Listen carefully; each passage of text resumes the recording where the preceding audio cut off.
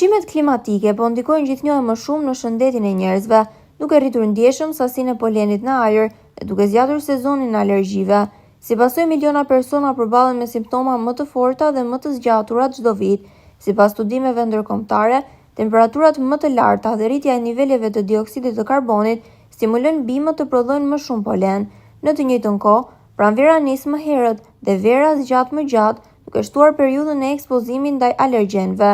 Një nga fenomenet më shqetësues që lidhet me këtë situatë është i ashtu quajturi astma nga stuhit. Gjatë këtyre ngjarjeve, stuhit shërbejnë shërgrincat e polenit në pjesë shumë të vogla, të cilat depërtojnë më lehtë në rrugët e frymarrjes.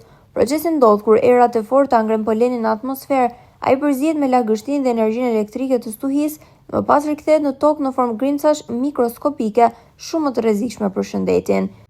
Poleni ndon se thelbësor për riprodhimin e bimëve, por bën një problem serioz për shëndetin kur përhapet në sasi të mëdha.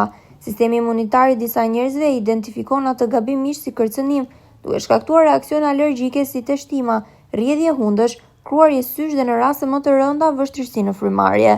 Shkencëtarët paralajmërojnë se ndryshimet klimatike nuk po rrisin vetëm sasinë e polenit, por edhe po ndryshojnë llojet e tij dhe kohën e shfaqjes.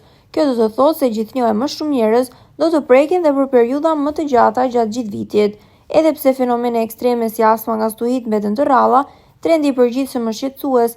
Kombinimi i niveleve më të larta të polenit, sezonesh më të gjata dhe kushteve ekstreme të motit po e kthen këtë në një sfidë serioze për shëndetin publik në mbar botën.